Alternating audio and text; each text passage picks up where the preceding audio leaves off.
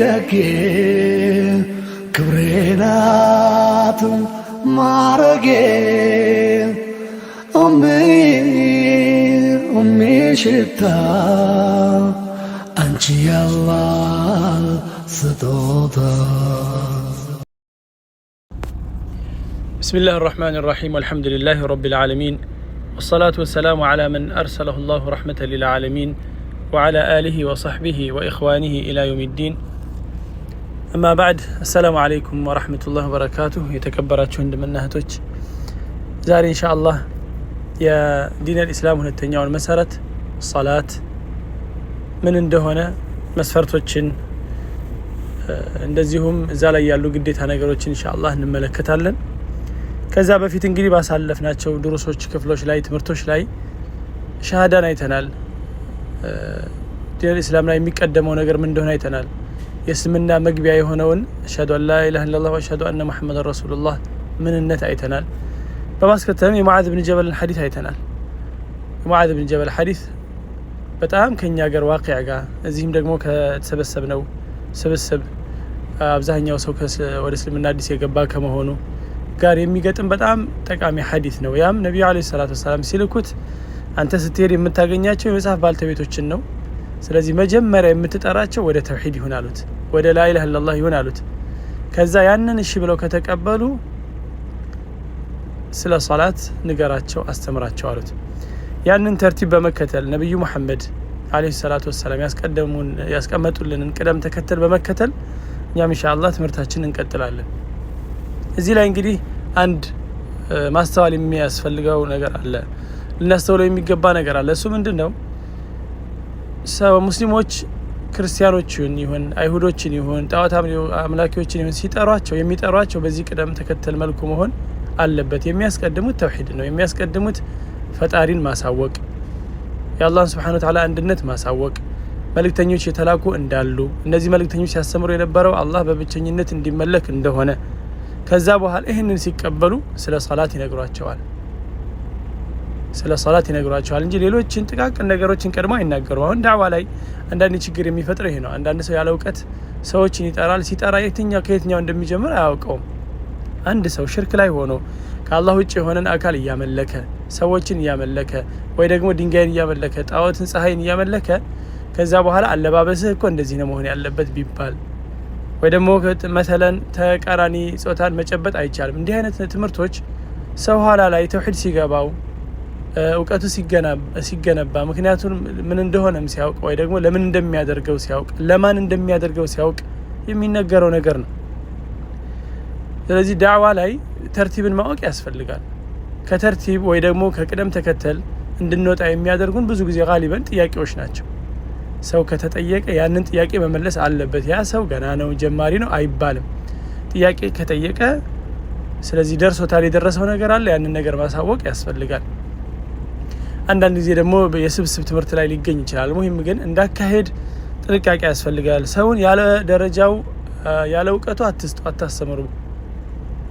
ነብዩ አለይሂ ሰላቱ ወሰላም ቅደም ተከተል አድርገዋል። ወቢታሊ አንድ ሰው መሰለን ኩፍር ላይ ሆኖ ወይ ሽርክ ላይ ሆኖ ጥቃቅን የስምና ነገሮችን ቢያውቅና ቢተገበራቸው የሚያገኘው አጅር ጥቅም የለም። ምንዳ ሊያገኝ የሚችለው በአላህ ሲያምን ነው።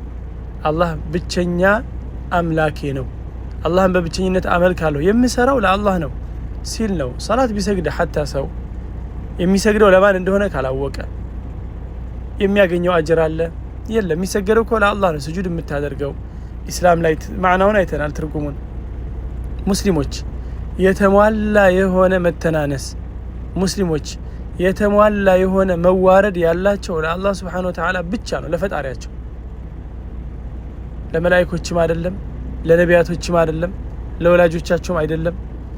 እነዚህ ሁሉ ነገሮች እነዚህ ወላጆችን መታዘዝ፣ ነቢያቶችን መታዘዝ፣ እነዚህ ሁሉ ነገሮች ተከትለው የሚመጡት እኮ የአላህን ሱብሓነሁ ወተዓላ ትእዛዝ ነው። አላህ መልእክተኞችን ታዘዙ ብሏል፣ እንታዘዛለን። አላህ ወላጆቻችሁን አክብሩ አልቋቸው ታዘዟቸው ብሏል፣ እንታዘዛለን፣ መልካም እንሆናለን። طيب ለዛም ነው አሁን مثلا ወላጆች 9 ጌታ አምልኩ ብለው ቢሉ አንከተላቸው፣ አንታዘዛቸው። ለምን? ይሄ ከአላህ ትእዛዝ ጋር ስለሚጋጭ።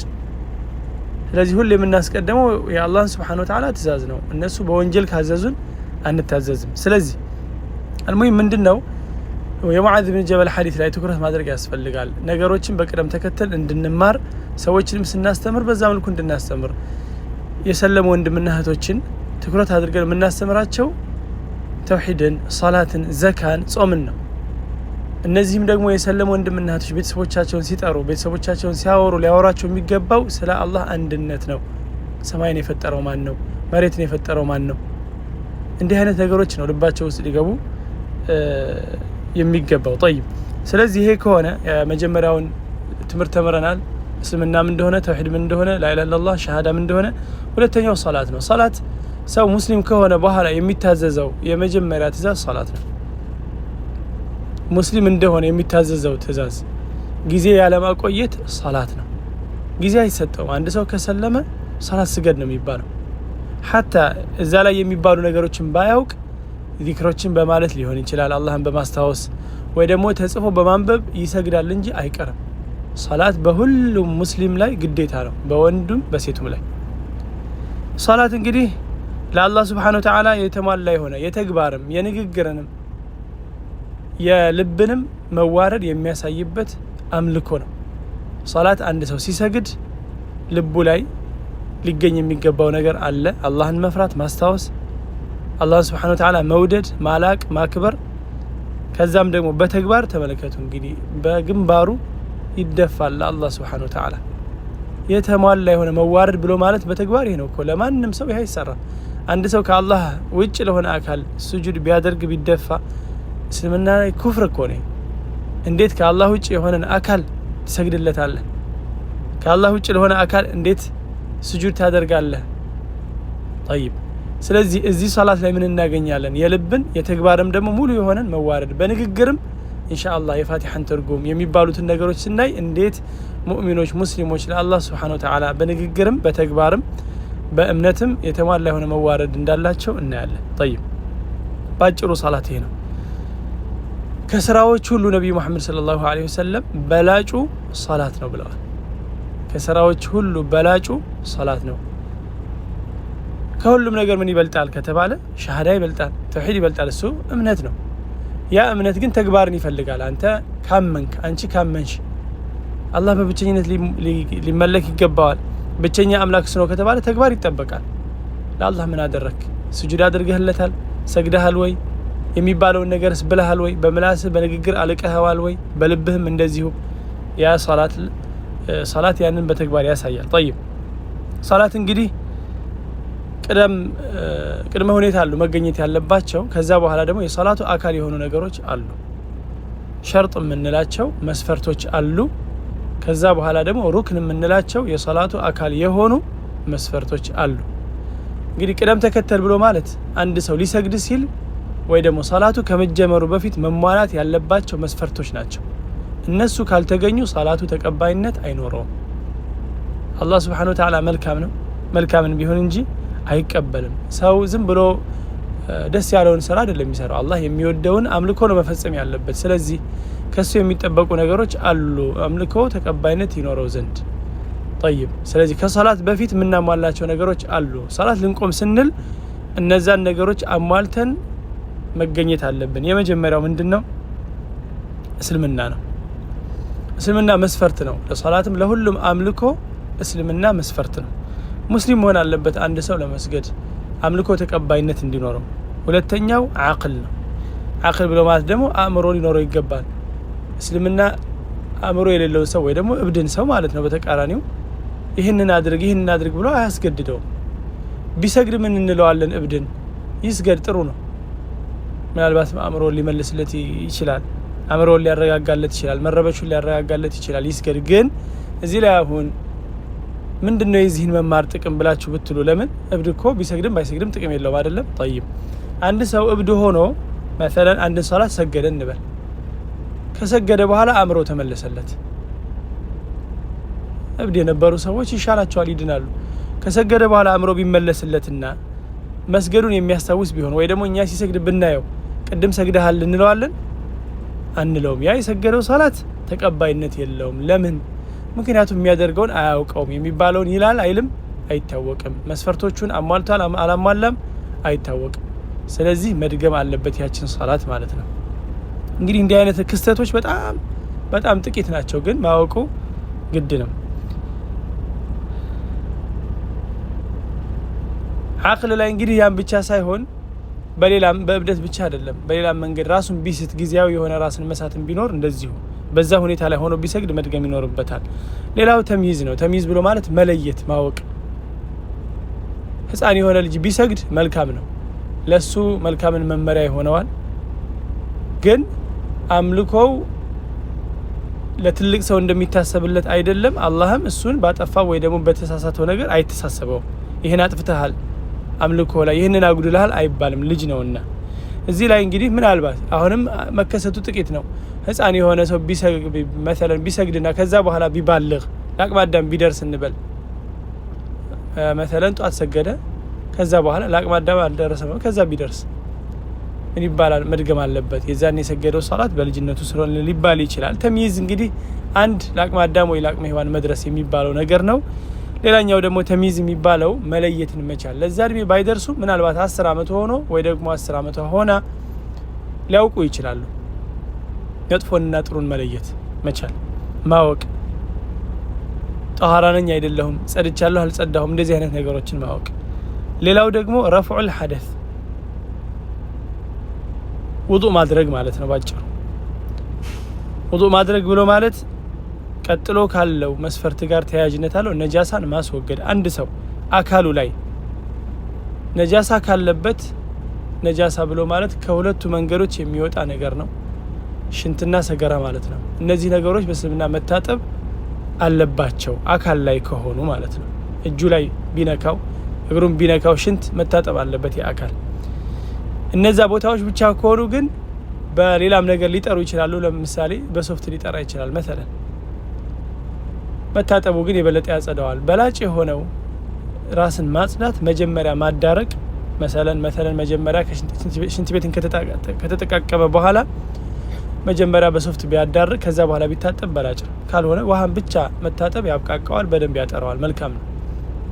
ጠይብ ሌላ አካባቢ ደግሞ ምናልባትም ገጠር አካባቢ ሊሆን ይችላል፣ ሶፍትም የሌለበት ውሃም የሌለበት ቢሆን በድንጋይ ማዳረቅ ከሽንትም ይሁን ከሌላ ነገር መጥራራት ይበቃል።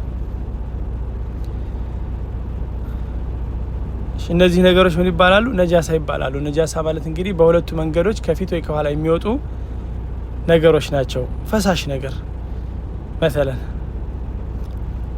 ከዛ ውጭ ከሽታ ወይ ደግሞ ከመፍሳት መታጠብ የለም። ያ ነገር አካል ላይ የሚቀር ስላልሆነ ተመልከቱ። እንግዲህ ሙስሊም ጠሃራ ነው፣ ንጹህ ነው፣ የጸዳ ነው የሚሆነው። ያኛው ነገር ንፋስ ስለሆነና በሽታ የሚቀር ነገር ስለሆነ መታጠብን ግዴታ አላደረገባችሁም፣ በሽታ የሚሄድ ነገር ስለሆነ። ያኛው ግን ከዛ ውጭ ያለው ነገር ከፊትም ይሁን ከኋላ የሚወጣ ነገር ካለ እርጥበት ነገር ያለው ወይ ደግሞ ድርቀት ያለው ነገር ከሆነ ቆሻሻ ነው፣ ሰውነት ላይ ቢቀር ሽታን ያመጣል፣ መወገድ አለበት ነው። ይሄ ኢዛለቱ ነጃሳ ይባላል። ነጃሳውን ካስወገደ በኋላ ምን ያደርጋል? ውዱእ ያደርጋል፣ ይታጠባል። ከእጆቹ ጀምሮ እናየዋለን ውዱእ ምን እንደሆነ። ሰትሩል አውራ ሊሰግድ ሲል አውራን ሀፍረተ ስጋውን መሸፈን አለበት፣ አጠቃላይ ገላውን። ሴት ከሆነች ከጸጉሯ ጀምሮ እስከ ጥፍሯ ትሸፋፈናለች፣ ፊትና እጇ ግን ግልጽ ይሆናል፣ ሶላት ስትሰግድ ማለት ነው። ከዛ ውጭ ከሶላት ውጭ በሆነ ሁኔታ ከሆነ ግን አጠቃላይ አካሏን ልትሸፈን ይገባታል። ወይ ደግሞ አንዳንድ ዑለሞች እንደሚያነሱት ፊቷን ልትገለጥ ትችላለች። ይህ እንግዲህ እኛ ያልደረስንበት ኋላ ላይ ኢንሻአላህ የምናየው እስላማዊ ህግጋት ነው። አሁን መማር ያለብን ምንድነው? ሶላት ስትሰግድ ግን አንድ ሴት ከጸጉሯ እስከ ጥፍሯ ሁሉን ነገሯን ትሸፈናለች። ግልጽ የምታደርገው ፊቷንና እጇን ወይ ደግሞ ፊቷንና እጆቿን መዳፏን ማለት ነው እንጂ ክንድም አይከፈትም። ወንድ ደግሞ ከእምብርቱ እስከ ጉልበቱ ያለው መሸፈን አለበት። ከእምብርቱ እስከ ጉልበቱ መሸፈን አለበት። ዝም ብሎ እንግዲህ ብቻዬን ነኝ ተብሎ በቁምጣ አይሰገድም ማለት ነው። ወንድም ይሁን ሴት ሰውም ባይኖር ከአላህ Subhanahu Wa Ta'ala ጋር አደብ ስርዓት ያስፈልጋል። ሲሰግድ አላህ ፊት ነው እየቆመ ያለው። ወዱኹሉል ወቅት፣ ከዛ ደግሞ ወቅት እስከሚገባ እንጠብቃለን። ጊዜ አለው። ያንን ጊዜ ጠብቀን ነው የምንሰግደው። ጊዜያቶቹ መቼ ናቸው? መጀመሪያ እንግዲህ ሶላት በቀን የሚሰገዱት ግዴታ 5 ናቸው። የመጀመሪያው ፈጅር ነው ጧት ላይ፣ ሁለተኛ ዙህር ላይ ያለ ፀሐይ ዘንብል ስትል፣ ሶስተኛው ደግሞ ዓስር እንለዋለን ፀሐይ ከጥላችን ረዘም ሲል፣ አራተኛው ልክ ፀሐይ እንደገባች መግሪብ፣ ምሽት ላይ ደግሞ የሚሰገድ አለ ዒሻ እንለዋለን። 5 ጠይብ። ለአሁን የምናውቀው ምንድነው? 5 ወቅት ሶላቶች አሉ። በአሁኑ ሰዓት የሞባይል አፕሊኬሽኖችን መጠቀም ትችላላችሁ። ወቅቱ እንዴት እንደሚገባ እና እንዴት እንደሚወጣ ያ ባይኖርም እኛ እናውቀዋለን። አልሐምዱሊላህ ሸሪዓ ለኛ ምልክት ያደረገልን ነገር አለ፣ እሱንም እንማራለን። ጠይብ ወቅት ሲገባ ነው የምንሰግደው፣ በፈለገ ሰዓት አይደለም። እነዚህን ወቅት ሶላቶች የሚሰግደው ሱናን መስገድ የፈለገ ሰው፣ ተጨማሪን መስገድ የፈለገ ሰው በፈለገ ሰዓት መስገድ ይችላል። ብዙ አይነት ሱናና ተጨማሪ ሶላቶች አሉ፣ እናያቸዋለን። አሁን እየተማርን ያለነው ግዴታ ነው። ግዴታ ሶላቶች በቀን 5 ብቻ ናቸው።